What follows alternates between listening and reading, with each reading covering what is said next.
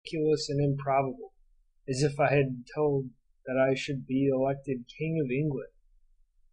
During my second year at Edinburgh I attended Dr. X's lectures on geology and zoology, but they were incredibly dull. The sole effect they produced on me was a determination never as long as I lived to read a book on geology, or in any way study the science. Yet I feel sure that I was prepared for a philosophical treatment of the subject, for an old Dr. Cotton in Shropshire, who knew a good deal about rocks, had pointed out to me 2 or 3 years previously a well-known large erratic boulder in the town of Shrewsbury called the Bellstone. He told me there was no rock of the same kind nearer than Cumberland or Scotland, and he solemnly assured me that the world would come to an end before any one would be able to explain how this stone came where it now lay.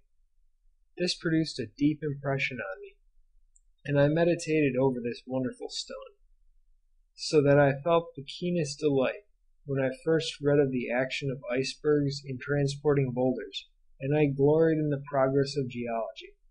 Equally striking is the fact that I, though now only 67 years old, heard the professor, in a field lecture at Salisbury Craigs, discoursing on a trapdyke, with amygdaloidal regions and the strata indurated on each side, with volcanic rocks all around us, say that it was a fissure filled with sediment from above, adding with a sneer that there were men who maintained that it had been injected from beneath in a molten condition.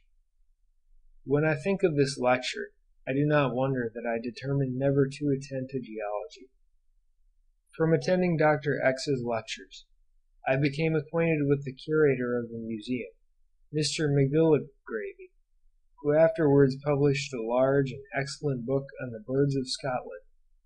I had much interesting natural history talk with him, and he was very kind to me. He gave me some rare shells, for I at the time collected marine mollusca, but with no great zeal. My summer vacations during these 2 years were wholly given up to amusements, though I always had some book in hand, which I read with interest. During the summer of 1826 I took a long walking tour with 2 friends with knapsacks on our backs through North Wales. We walked 30 miles most days, including one day the ascent of Snowdon. I also went with my sister on a riding tour in North Wales, a servant with saddlebags carrying our clothes. The autumns were devoted to shooting chiefly at Mr. Owen's, at Woodhouse, and at my uncle Joe's, Josiah Wedgwood, the son of the founder of the Etruria Works, at Maer. My zeal was so great that I used to place my shooting boots open beside my bedside when I went to bed, so as not to lose half a minute in putting them on in the morning, and on one occasion I reached a distant part of the Maer estate, on the 20th of August for black game shooting, before I could see. Then I toiled on with the gamekeeper the whole day through the thick heath and young Scotch firs. I kept an exact record of every bird which I shot through the whole season.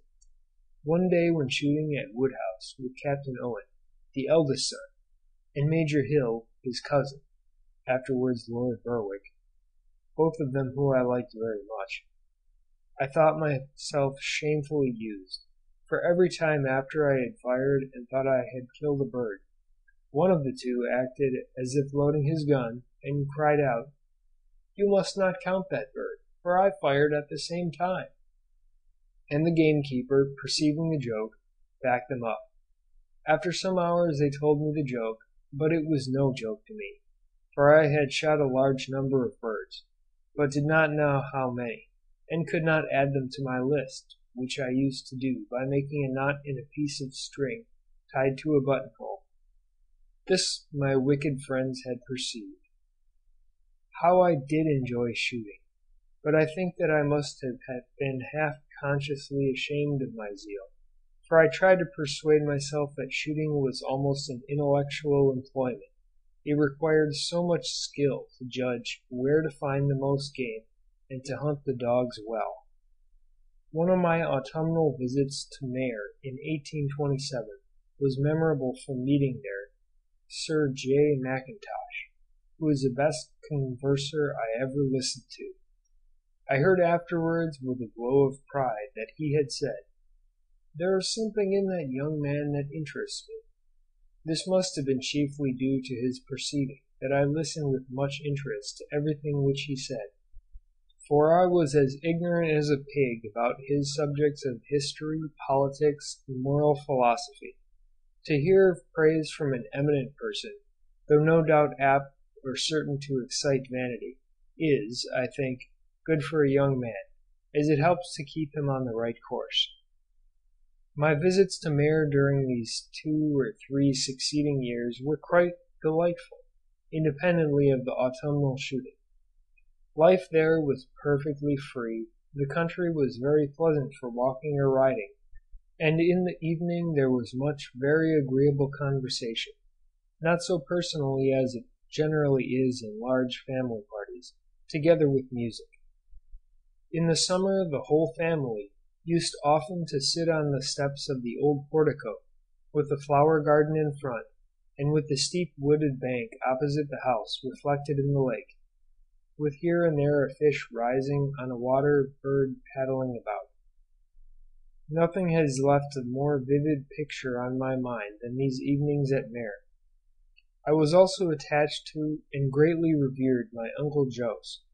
He was silent and reserved, so as to be a rather awful man, but he sometimes talked openly with me.